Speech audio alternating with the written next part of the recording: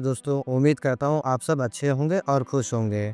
दोस्तों, आज का हमारा वीडियो किसी रिलीजियस सब्जेक्ट पर नहीं होगा जैसा कि यूजुअली होता है, क्योंकि आज हम बात करेंगे हैप्पी लाइफ और ग्रेटिट्यूड के बारे में। एक लाइफ चेंजिंग हैबिट जो आपकी पूरी रियलिटी को बदल कर रख सकती है। बिकॉज आई फील आपने आस पास जहाँ भी हम देखते हैं लोग परेशान है, वो सोल्यूशन ढूंढ रहे हैं इंटरनेट पर, पॉडकास्ट में या किसी धार्मिक गुरु को सुनकर, बट स्टिल अनहैप्पी हैं, क्योंकि जो हमें चाहिए वो हमारे भीतर है। जिस पीस और हैप्पीनेस के हमें तलाश है वो सिर्फ हम ही क्रिएट कर सकते हैं। इस वीडियो में मैं आपको वही टेक्निक बताने जा रहा हूँ जिसको जानकर आप अपनी लाइफ को हैप्पी और माइंड को पीसफुल बना सकते हैं। इसके लिए आपको ज़्यादा कुछ नहीं करना है, बस एक नई हैबिट अडॉप्ट करनी है और फिर सब कुछ अपने आप आपके फेवर में होने लगेगा।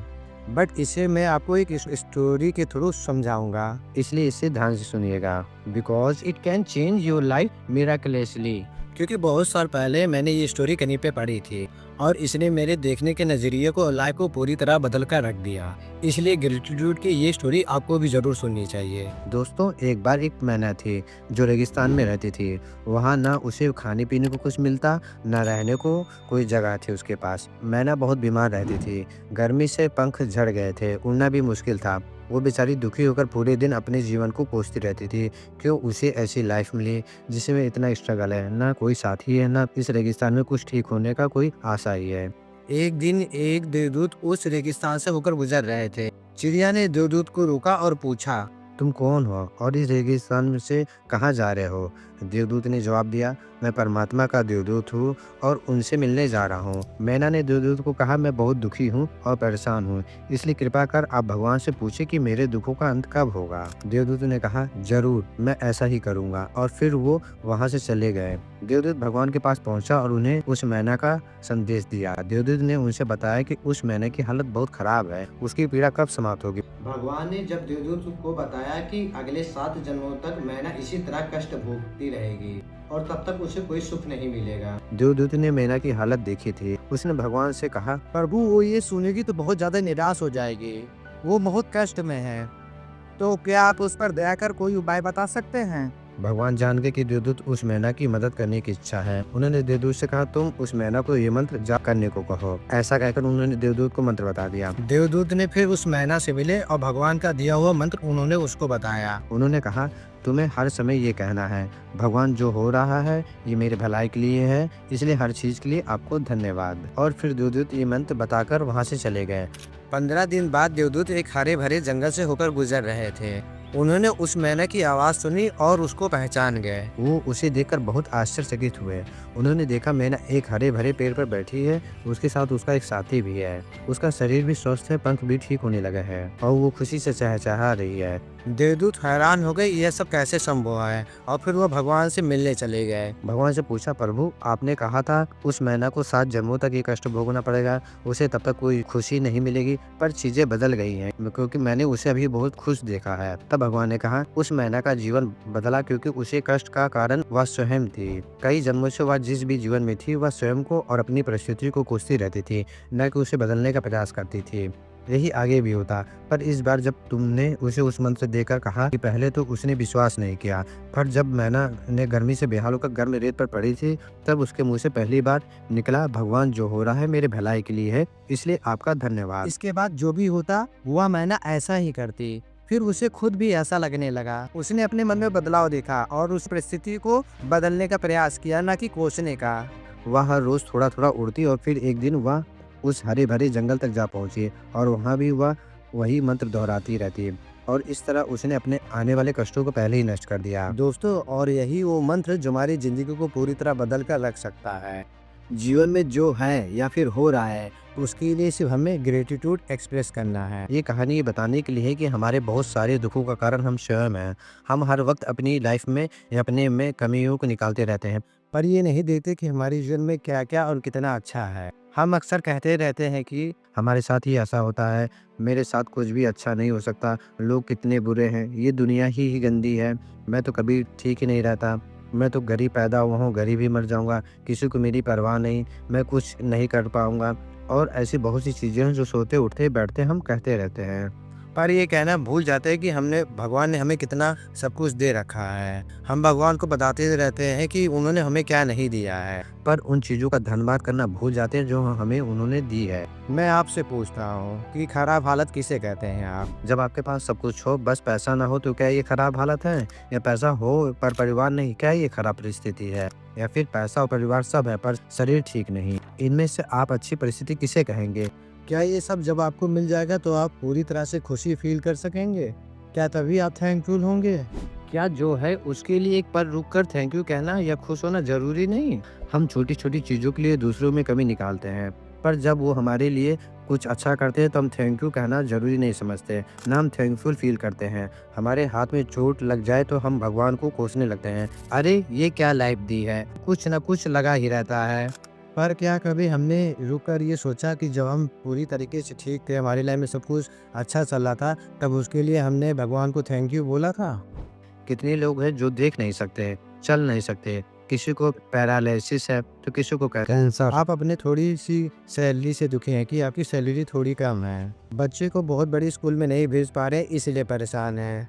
पर क्या आपने उस बच्चे को देखा जो स्कूल भी जा नहीं पा रहा है, जिसके पिता मानसिक रूप से अस्वस्थ हैं और जो भीख मांगने को मजबूर है? दोस्तों यहाँ पर ये मेरा मतलब ये नहीं है कि आप बड़ा मत सोचिए या फिर ज्यादा इच्छा मत रखिए। आगे बढ़ना, ज्यादा अच्छा जीवन जीने की इच्छा बहुत अच्छी बात है, पर जो है उसके लिए ग्रेटफुल होना मत भूलिए। छोटी छोटी चीजों की वजह से या कुछ बहुत ज्यादा खराब हो जाने पर जीवन में जो अच्छा हुआ है उसको नहीं देख पाना माइंड को अपसेट करता है, जिससे अनहैप्पीनेस क्रिएट होती है।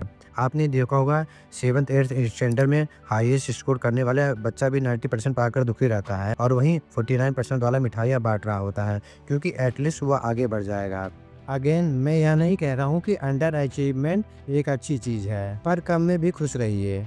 यहाँ मेरा मतलब सिर्फ ये समझाने का है कि happiness is a state of mind. हर चीज़ जो आपके जीवन में अच्छी हुई है, रुक कर उनके लिए थैंक यू कहना, उसे फील करना नेचुरली हैप्पीनेस क्रिएट करता है। और जब हम चीज़ों के लिए थैंकफुल होते हैं और खुश रहते हैं तो अपने लिए एक नई दुनिया बनाने में भी सक्षम होते हैं। हम वो सब करने में कैपेबल होते हैं जो गुस्से में चिड़चिड़े माइंडसेट के साथ पॉसिबल नहीं होता। क्या आपने कभी सोचा है कि भगवान हमें हर दिन अपने लिए और दूसरों के लिए कुछ नया करने का मौका देते हैं? कितने लोग हैं जो रात को सोते हैं फिर सुबह उठते ही नहीं, उनके लिए जीवन की पॉसिबिलिटीज, कुछ करने की अपॉर्चुनिटी उसी रात को खत्म हो जाती है।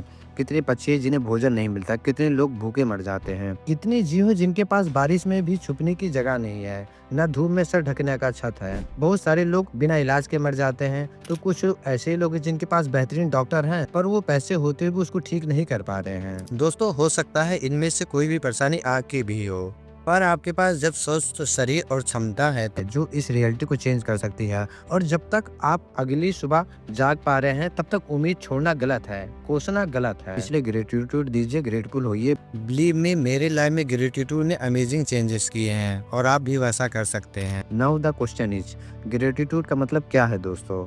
ग्रेटिट्यूड को बेसिकली थैंक्स समझ लिया जाता है, बट ये जस्ट थैंक्स कहने में ही लिमिटेड नहीं है। Thank you is an action, पर ग्रेटिट्यूड एक इमोशन है जो आपके मन में सच में किसी चीज के लिए स्वतः आता है जब आप उसके होने की इम्पोर्टेंस को पहचानते हैं।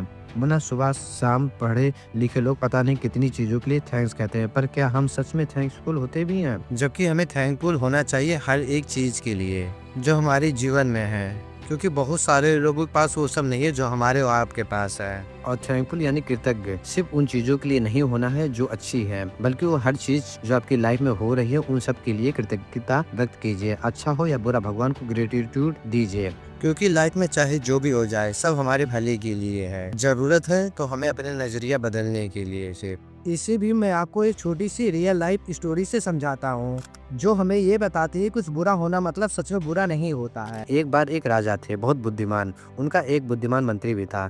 जब वो दोनों एक दिन तलवारबाजी का अभ्यास कर रहे थे, गलती से राजा ने अपनी अंगुली काट ली। मंत्री ने सांत्वना देते हुए कहा, सब कुछ अच्छे के लिए होता है महाराज। बस इतना सुना महाराज ने, और महाराज क्रोधित होकर मंत्री को जेल में भेज दिया, क्योंकि उनको लगा कि ये मंत्री मेरा उपहास कर रहा है, मजाक उड़ा रहा है, और मंत्री को कैद कर लिया गया। कुछ दिन बाद राजा शिकार पर गए और कुछ ट्राइबल लोग वहां पर आए और राजा को पकड़कर लेकर चले गए। उनकी इच्छा राजा को बलि देना था, इसलिए उन्होंने तैयारी करना शुरू कर दिया। जब राजा को बलि देने के लिए ले जाया गया तो उन्होंने देखा कि राजा की उंगली गायब थी।